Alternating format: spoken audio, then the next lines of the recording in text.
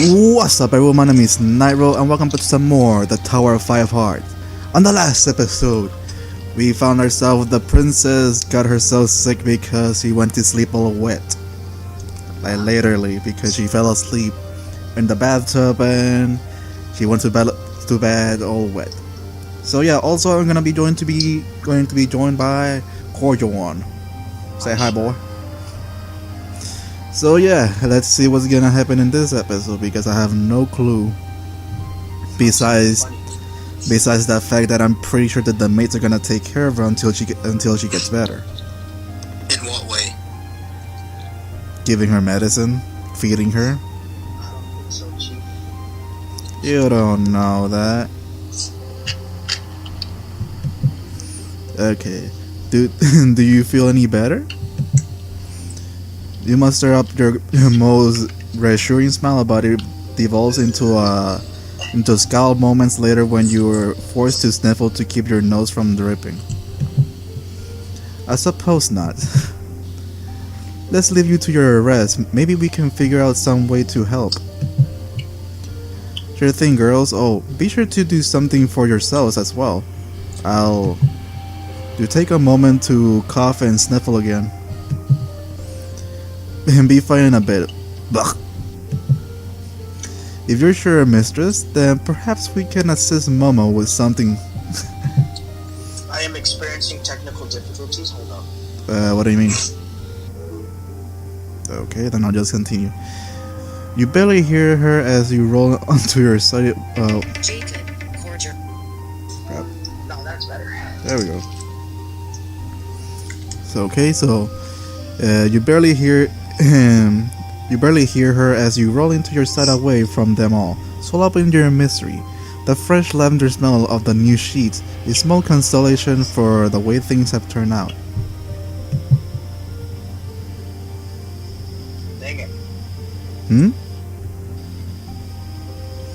Freaking John keeps on calling me himself.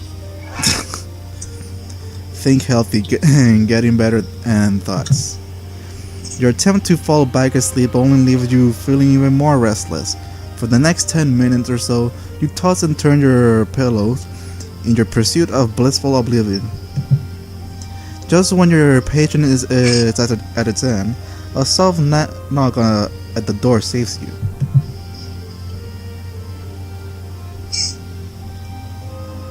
Yeah, my camera's doing technical difficulties again. Yeah. Again? Yep. Okay. Come in. I hope I'm not disturbing your rest. This John keeps on freaking calling me. Then tell him not to call you, man. I'm trying. In order for you to do that, I have to be able to fall asleep first. What have you got there? She smiles softly as you catch sight of the tray in her hands. On it is a single bowl of pleasant-looking soup. Even from here, you can see steam rising off of its surface. That does look nice. Pleasant-looking soup. That sounds like an insult. What? Some pleasant-looking soup. That sounds like an insult. I just realized Tuesday is Christmas Day, right? Tomorrow. Oh, it's gone. After tomorrow. Exactly, Tuesday. So since I'm planning on uploading this video on Tuesday, then Merry Christmas, everyone! Before I forget. Make sure you don't get cold, anyone. You sound a little better, at least. I do. My voice still sounds like sandpaper and crushed rocks to me. Slightly less so than before, though. With a cheerful giggle, she makes her way to your side. Now please sit up. I know. You haul yourself upright, feeling your sinuses ache at the change in orientation. After you settle yourself in your new position, she places a tray over your lap. Her hand slides over your forehead to check your temperature. Her skin pleasantly cool against your feverish brow. I know you must feel terrible right now, but it's just a cold. It'll clear up before you know it, especially if you have some of these. She gives you another smile, lifting a spoonful of soup to your lips. Like you said, it's just cold. So you so you do realize I can still feed myself, right? The bunny maid pouts at you, wiggling the spoon in her hand. But I want to. She gives you the biggest, saddest look she can, and with a sigh, you relent and open wide, truth and to be told. Your stomach does growl a bit at the thought of enjoying Momo's delicious cooking once again. The first taste that it hits your tongue is of rich, nourishing chicken broth. But then,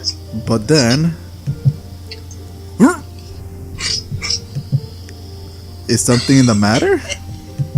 There's always that one bad cook. Bad?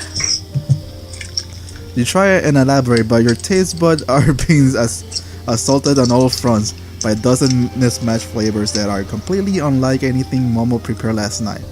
The flavors of medicine, herbs, bizarre spices, and sickly sweet fruit entwined themselves nauseously within the meaty flavor of the broth. Your stomach doesn't stand a chance. So she just tossed a bunch of herbs, medicine, and fruit in a chicken soup. What the fuck is? Nutrition. That's bad. That's not bad. That's what you call it. Healthy cooking meat. I think she's gonna throw up. Momo's eyes widen first in realization, in the combined shock and horror, sending her scrambling towards the bathroom right when you can't hold back the rising bowel any longer. She returned just in time, thrusting an empty basin in front of your face.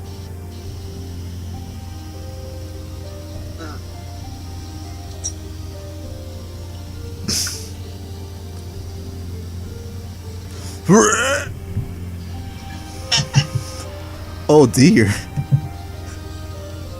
Is there sound effects? What? What is sound effects on your side? Are there sound effects on your side? What do you mean? Like, you know, sound effects. What do you mean by sound effects? Like, you know how in the other visual novels? I do not You know, know. in the other visual novels you've been doing, they have like the voices and all that. Mm-hmm. Yeah. Does this one have any or no? I don't think so. I mean, I haven't heard any voices at all. So, yeah. You're the one with the headsets. You're supposed to know.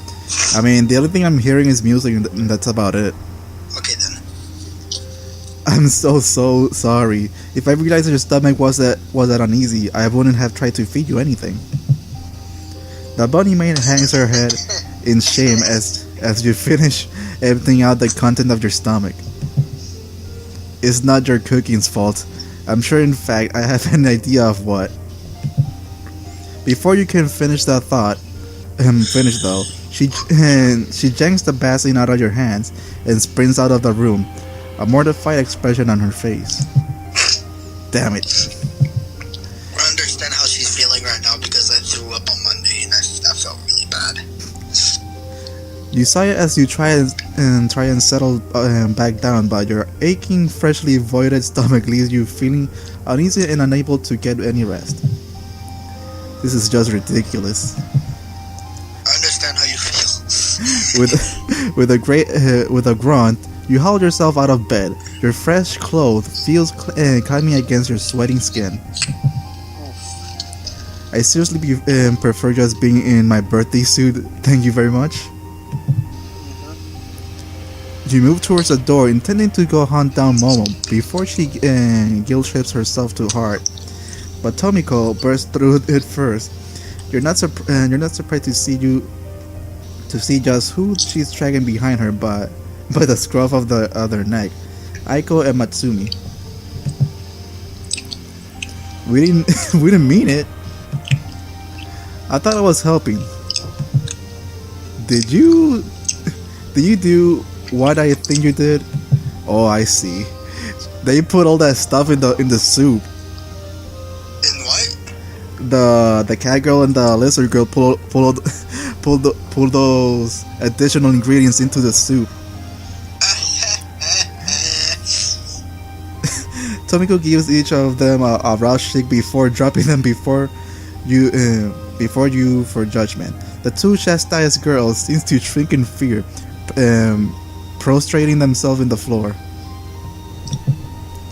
I understand that while this may be a competition, sabotaging Marie's meal is crossing the line. Wow, that's just wow. I did not see that coming. You did. How should I deal with this situation? Oh, I got an option. Let's see. Be super nice. Let's see. The first one says they were just trying to help, and the other one says that was out of line. Choose the first one. Be really nice. Let's go with that one. You let out a sigh as you bend down, reaching out with the other hand to pat each of them on the head. You weren't trying to poison me or anything, right? It's funny because that's the first thing she asked him. No, I would never do anything like that. I just added a traditional remedy for cold into the pot. I added my own too. Well, that explains the awful combination of flavors. What should have done was prepare your own remedies separately instead of messing with someone else's work. Now the poor girl's feelings are really hurt because she thinks her cooking somehow is responsible for all of this. Tomiko glowers at the two girls, her arms crossed and foot tapping irritably on the floor as Aiko and Matsumi glance at each other. I'm really, really sorry. I'll go apologize right away. Me too. And they look up at you with the biggest, most apologetic expression. They can't muster, even Tomiko can't stay mad at a little sigh sneaking out from between her lips. Is there anything... Oh my god. Is there anything I can do for you while I'm here, Mari? After everything that just happened, I could really use something warm to drink. The dark girl's tail wagged gently in understanding, as if she is glad to have something to do. She helps Aiko and Matsumi to their feet, no trace of her earlier roughness remaining. The three of them all bow deeply at you before scampering off to carry out their various assignments. My head still really fucking hurt. There's no censorship in this game. Jesus Christ. I know, right? You return to your bed, but you still don't feel like you're getting an actual rest. Thankfully, Kiri soon enters your room with a basket in one hand and a steaming mug in the other. May I bother you for a little bit, mistress? You won't be bothering me at all. I'm not getting any sleep anytime soon. Your voice is still quite croaky, mistress. Boo. Aside from the obvious, what exactly is in the cup? Oh, sorry. This is a tea Tomiko said you asked for. She put a little ginger in it. I hate ginger. She pauses awkwardly for a moment. For some reason, she wanted me to make it extra clear to you that the only extra stuff in this tea is ginger. Did something happen that I should know about? A tiny giggle bubbles out of you as you take the cup of tea from her. And don't worry about it. What's in the basket then? The fox girl beams at you as she cracks the basket lid open to allow you to glimpse off its content for a moment. All you can see is a cloud of steam, the steam that pours out from within. But it soon clears to reveal several neat stacks of folded terry cloth. What the heck is a terry cloth? Hot towels. Once you're finished your tea, I figured you could use some pampering. Exactly what are you planning on doing with these? You know exactly what she is in mind, but you want to hear her say it out loud, much to your pleasure. Kiri blushes as she clears her throat and closes a basket to keep the towels from cooling off. So she wants to see her naked. Is that what I'm understanding? I I'll be I giving you. want to see it, sir. Please give me a moment before I go to sleep later. Oh lord. I'll be giving you a bed bath. I also laid one of them over your face. Breathing in the steam should help you with the stuffiness of your nose. Yeah, I need that right now. I wanted to watch. Still, still, the prospect of having such a cute maid pamper you so attentively, have you chugging down your gingerly tea as fast as you can, as you can manage, to settle into your recently voided stomach a little uncomfortably. But the ginger helps, and you're decently sure it won't be coming back up like the chicken soup. Well, let's get on with it. Oh, she's naked. Yes, sir. Kitty helps you out. Kitty helps you out of your clothing, which is already getting a bit damp with the sweat after you time bundled up in the sheets. The cool air feels pleasant against your skin for only a brief moment, and you soon find yourself shivering. Oof. As if sensing your discomfort, the fog may hurriedly lay your back down onto your bed. The first towel she picks up goes over your chest. The heated clothes cozy and comfortable against your skin. She holds up the second towel before your face. When you give her a nod of readiness, she lays it over your head. Okay. When you're taking your first breath and through the clothes, an intense minty fragrance practically blasts through your nose. You feel your ears pop as your sinuses start to clear out.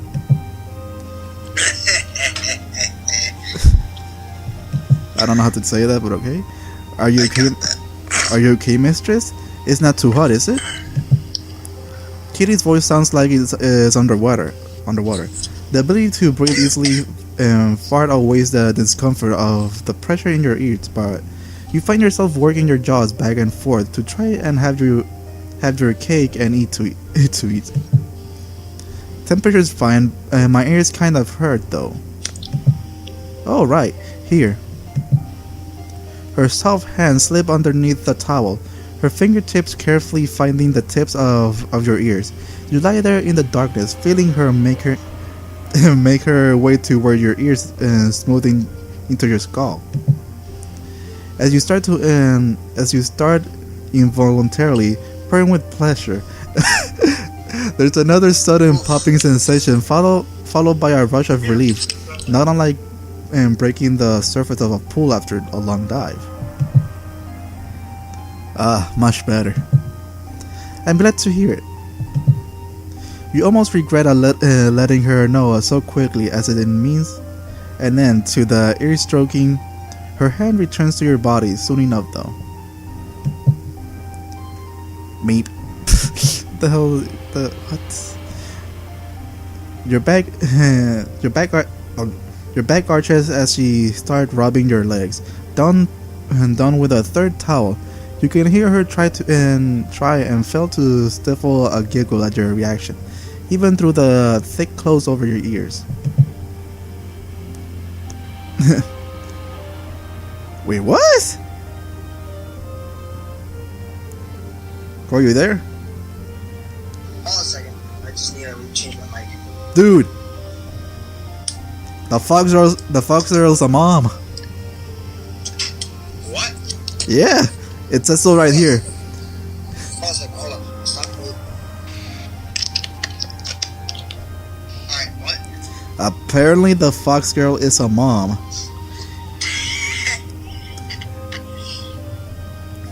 My god. That changes terms of limits. When my kids got sick, I always did this for them. It's kind of nostalgic to be doing this again. You have kids? Huh? Oh, sorry, no, I mean, back at the, oh, now I see. What? Back at the orphanage, so it's not actually their kids. She was just taking care of the kids. So she was a orphanage caretaker or whatever? I guess? Oh, sorry, I mean back at the orphanage, I was one of the older girls. I had to help look after a lot of little boys and girls. and they were always getting sniffly.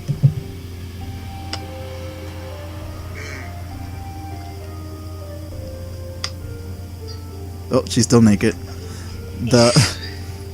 The towel over your face starts to get uncomfortably stifling, but as if aware of your discomfort, Kiri peels it away before you can mention it. She smiles down at you, pressing the back of her hand to your forehead. You do seem to have a tiny little fever, but I'm sure it's just a minor cold. She's really motherly. Mother love. If that's the case, hopefully he'll get better. So, you don't finish your sentence interrupted by a rippling shiver of delight as the fox mane returns to scrubbing your leg. Specifically, she's starting to reach the sensitive inside of your thighs. my favorite section right there. A blush to rival your own blooms across her face as she approaches your womanhood.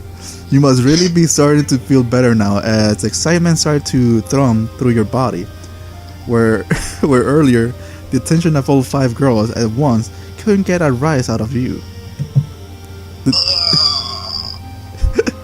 Don't look. Oh boy. I know what's gonna happen. No, you don't. Flustered, she snatches up a fresh towel and flings it back over your face. You're a bit put out, but not wanting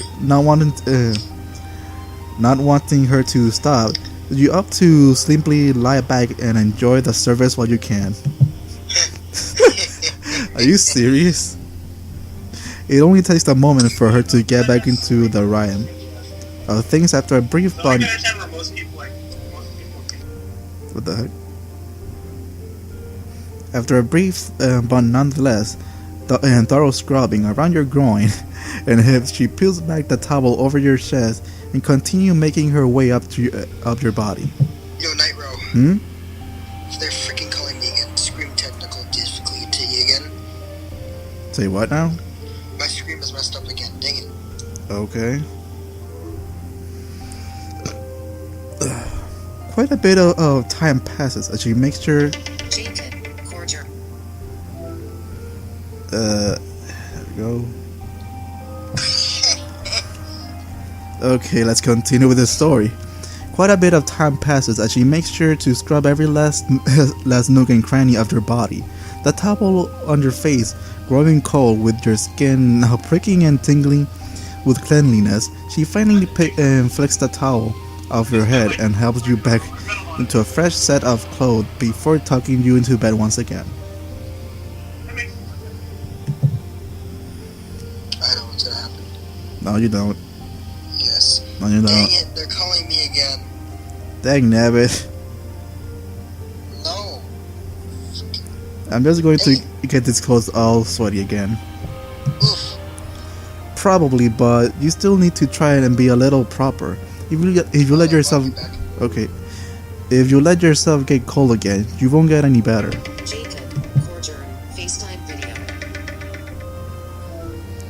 I freaking hate these difficulties. Okay.